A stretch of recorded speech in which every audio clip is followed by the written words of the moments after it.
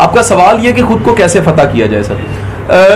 इस सवाल का जवाब जो साहब वो मैं रूहानियत में, अगर आप मुझे इजाज़त दें तो मैं उसमें जाके इस सवाल का जवाब देना चाहूँगा। और इस सवाल का जवाब ये है कि अगर आप किसी भी रवायती खानकाही निज़ाम को देखें तो उस खानकाही निज़ाम में आप देखते हैं कि कुछ ऐसी चीज़ें हैं जो असाइनमेंट्स मिल जाती हैं। मसलन अगर आप इशफाक साहब को सुनते, देखते, पढ़ते रहे हैं तो आपको वो तमाम मजालिस जो जाविया की शक्ल में, उनके प्रोग्राम्स या उनके इंटरव्यूज़ की शक्ल में मौजूद है, तो उसमें पता लगता है कि इशफाक साहब नूर वाले बाबा जी के पास जाया करते थे। अच्छा, वहाँ जो ड्यूटीज़ होती हैं उसमें एक ड्यूटी होती है सफाई की, एक ड्यूटी होती है चाय पिलाने की, एक ड्यूटी होती है जो जूतियाँ बाहर पड़ी उनको सीधा करने की, एक ड्यूटी होती है कि किसी को आसानी दे दें, एक ड्यूटी है लंगर बांटने की। सर याद रखिए कि तमाम की तमाम वो ड्यूटीज़ हैं जो आपके नफ्स की तहजीब के लिए होती हैं।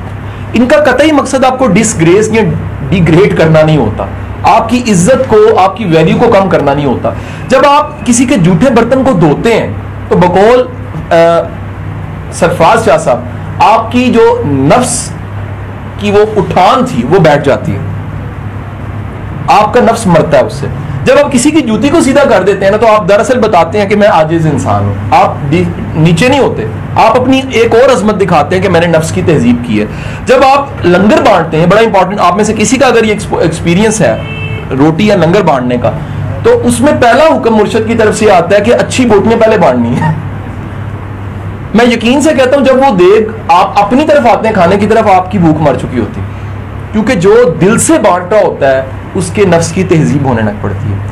वो दरअसल आपको सखी बनाना, आपके अंदर की वुसअत पैदा करना और आपकी रूह को गलबा देना नफ्स पे, वो जरूरी होता है। सर वो तमाम काम जो रूहानियत से जुड़े हुए हैं वो कीजिए, आपकी रूह ताकत में आने लग पड़ेगी। जो मेरी रिसर्च है, जो मैंने पढ़ा इस पे अभी तक, या मेरा जो एक्सपीरियंस है सर, हमारे इल्म में यह है कि जिक्र इंसान की रूह को ताकतवर करता है, लेकिन मैं इस पे लाजिम कहूंगा शौरी जिक्र ज्यादा असर करता है। वो लोग जो प्रोफेसर की तस्बीह पढ़ते हैं, हम लोग एक अरसे से इस पे कारबंद है कि हम प्रोफेसर वाली तस्बीह पढ़ते हैं, तो अगर आप शौरी तौर पे या कयूम कहते हैं तो उसका असर आपकी जात पे ज्यादा पड़ता है बनिस्बत इसके कि आप पढ़ी जा रहे हैं और साथ साथ आप केले सेब खाए जा रहे हैं, तो उसका उतना असर नहीं पड़ता जितना शौरी तौर पे समझ के या कयूम पढ़ते हैं। जिक्र एक चीज है सर वो लोग जो नेचर और कायनात पे गौर खोज करते हैं उनकी रूह भी ताकत में आ जाती है।